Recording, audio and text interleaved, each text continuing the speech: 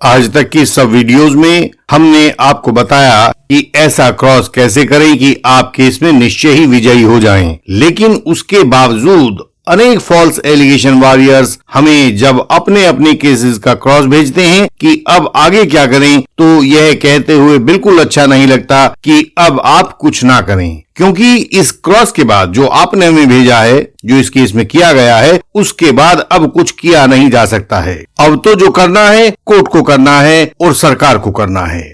किसी ऐसे व्यक्ति ने जिस पर आपने अपने केस का, जीवन का, भाग्य का भरोसा किया था, उसने आपके भाग्य को ग्रस लिया है। और आज यह केवल बात नहीं है, बल्कि फरीदाबाद का एक लाइव केस आपको दिखा रहे हैं। आप स्वयं देखिए। सामने स्क्रीन पर एक पोक्सो एक्ट के केस में हुआ एग्जामिनेशन इन चीफ देख रहे हैं।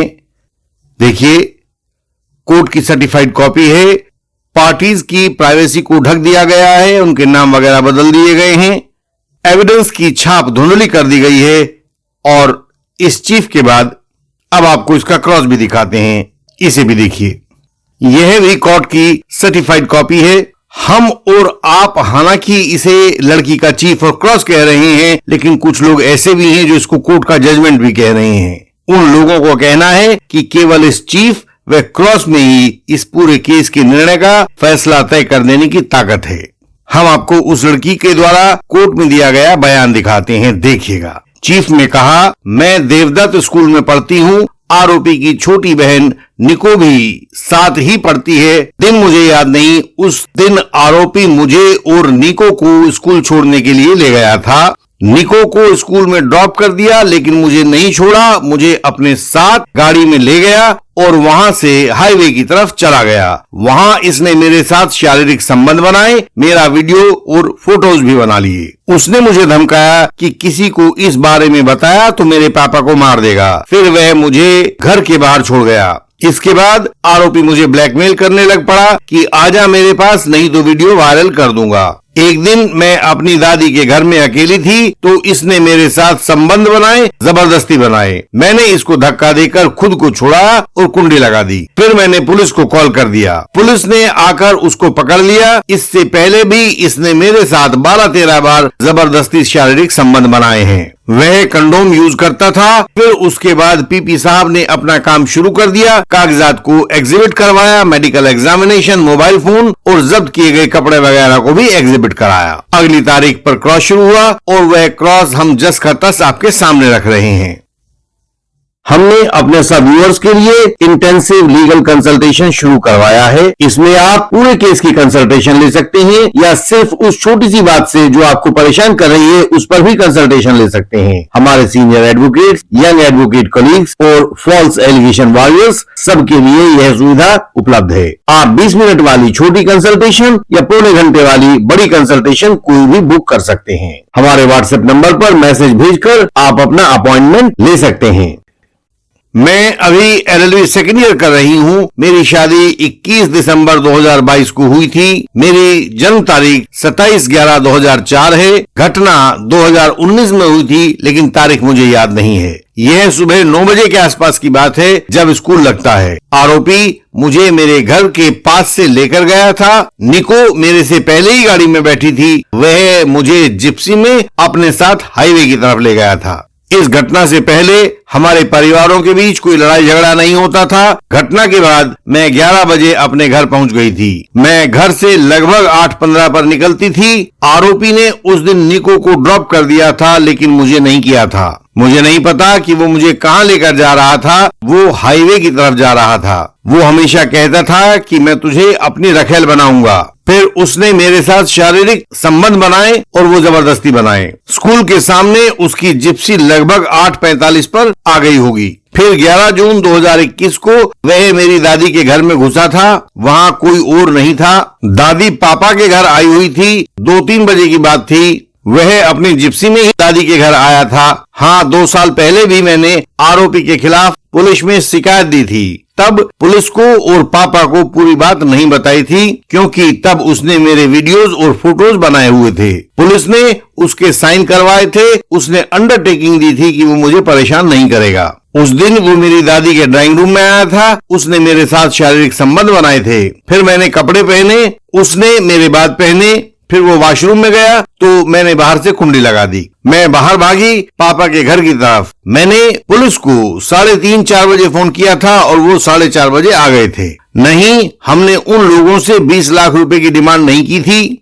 मुझे ठीक से याद नहीं कि स्कूल से घटना स्थल तक गाड़ी से जाने में कितना टाइम लगता है। आरोपी मुझे स्कूल के पास से 12-13 बार लेकर गया था। हाँ, इससे ज्यादा भी हो सकता है। हर बार शारीरिक संबंध बनाता था। हर बार निको के बुलाने पर जाती थी। वो कहती थी भैया बुला रहा है। उसके पास मेरी वीडियो और फोटोज थी, जाना पड़ता था। हाँ, वह उनको वायरल कर देता।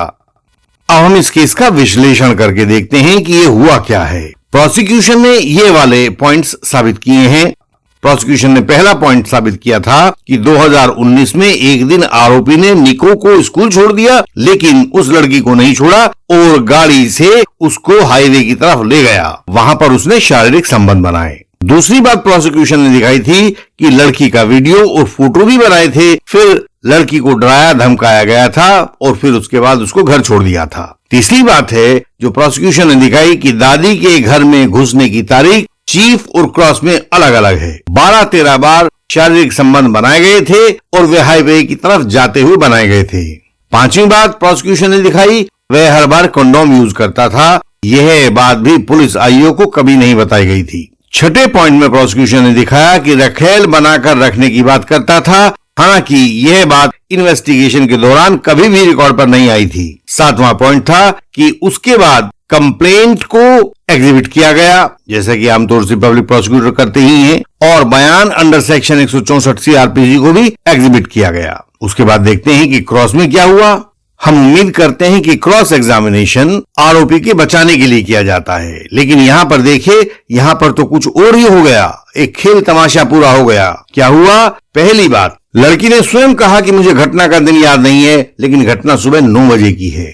दूसरी बात उसने कही आरोपी मुझे स्कूल के पास से हाईवे की तरफ लेकर गया था। तीसरी बात, आरोपी ने हर बार अपनी जिप्सी में ही यह अपराध किया था। चौथी बात उसने बताई वीडियो बनाने और उसको वायरल करने की बाबत धमकी दी गई। पांचवी बात जो क्रॉस एग्जामिनेशन में उभर कर आई थी वो यह थी कि 11 जून 2021 को आरोपी उसकी दादी के घर में घुस गया था और 2-3 बजे की बात है जब वो घुसा था। 3:30-4 बजे वो दादी के घर से अपने घर पहुंच गई थी और पुलिस को कॉल किया था। पुलिस 4:30 बजे तक आ गई थी। सातवां पॉइंट जो निकल कर आ रहा है इस क्रॉस एग्जामिनेशन से वो ये है कि जब भी 12-13 बार आरोपी पीड़िता को लेकर गया था तो निको ने उसे आने के लिए कहा था। उसने कहा था कि आरोपी बुला रहा है। और 8वां पॉइंट है कि वो धमकी वाले वीडियो इसने भी पीड़िता ने भी 1-2 बार देखे थे। यहाँ आप सब व्यूअर्स देख रहे होंगे कि इस क्रॉस में डिफेंस ही आरोपी का शत्रु हो चुका है।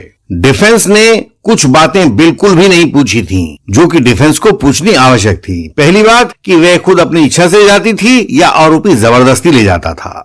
डिफेंस ने यह भी नहीं पूछा कि जब वह गाड़ी में लेकर जाता था तो वह चिल्लाती क्यों नहीं थी। डिफेंस ने बिल्कुल भी लड़की से नहीं पूछा था कि शारीरिक संबंध गाड़ी में ही बनते थे या कहीं बाहर बनते थे और गाड़ी द्वारा वहां तक जाया जाता था, क्योंकि ऐसा संभव नहीं है कि आरोपी गाड़ी चलाता हुआ यह सब कर पाता होगा। गाड़ी को अवश्य रोका जाता होगा और कहां रोकी जाती थी, डिफेंस ने इस पर एक भी सवाल नहीं पूछा था। अगला पॉइंट जो डिफेंस ने बिल्कुल नहीं छेड़ा था और उसको छेड़ना चाहिए था कि कंडोम के यूज का अर्थ यह है कि इसको बहुत फुर्सत में आराम से सब कुछ किया जाता होगा।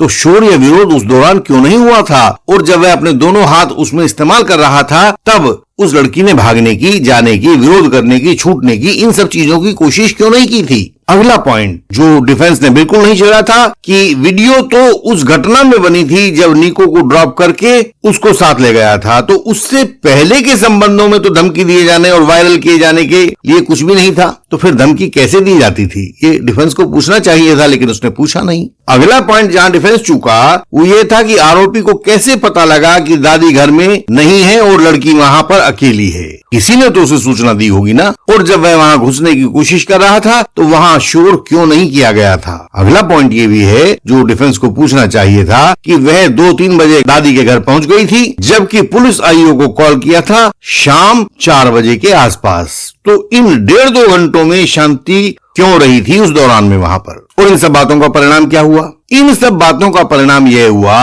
कि 7 बातें प्रोसिक्यूशन ने कोर्ट रिकॉर्ड पर रखी, उनमें से किसी भी बात को डिस्प्यूट नहीं किया गया। तो इन 7 बातों को सिद्ध हुआ माना जाएगा, इनको एडमिशन माना जाएगा। यह एडमिशन ऑन रिकॉर्ड हो गया है। दूसरी ओर ऐसा क्रॉस किया गया है जिसमें से खुद 8 बातें आरोपी के खिलाफ और प्रोसिक्यूशन के समर्थन में कोर्ट के रिकॉर्ड पर आ गई हैं। प्रोसिक्यूशन के पास आरोपी के खिलाफ केवल 7 पॉइंट्स थे जो उसने साबित किए थे, बाकी उसके पास नहीं था। लेकिन डिफेंस ने उन 7 पॉइंट्स को नष्ट करने की बजाय 8 पॉइंट्स और आरोपी के खिलाफ प्रोसिक्यूशन के हाथ में सौंप दिए थे। अब हम में से हर एक एडवोकेट, चाहे वह अनुभवी हो या यंग एडवोकेट कलीग हो या फिर स्वयं फॉल्स एलिगेशन वॉरियर हो, वो इसको स्वयं देखें। हर कोई बता पाएगा आप में से कि इस मुकदमे का क्या फैसला आने वाला है। यह पोक्सो एक्ट के सेक्शन 6 का प्रोसिक्यूशन है, जिसमें उम्र कैद तक का प्रावधान कानून में दिया गया है। तो ऐसे में आप सब लोग इस फॉल्स एलिगेशन वॉरियर के लिए अपनी शुभकामनाएं तो दे ही सकते हैं, यदि कुछ और नहीं दे सकते हैं तो। हमारे अनेक व्यूअर्स हमारे पास तब आते हैं जब बहुत देर हो चुकी होती है, उनके केसेस के क्रॉस एग्जामिनेशंस खराब हो चुके होते हैं। भारतीय न्यायिक व्यवस्था में केस मुख्यतः 3 गवाहों पर टिका होता है। पहला प्रोसिक्यूट्रिक्स, दूसरा एक्सपर्ट विटनेस जैसे डॉक्टर्स या एफएसएल एक्सपर्ट्स, और तीसरा investigating officer of the case यानी कि आईओ।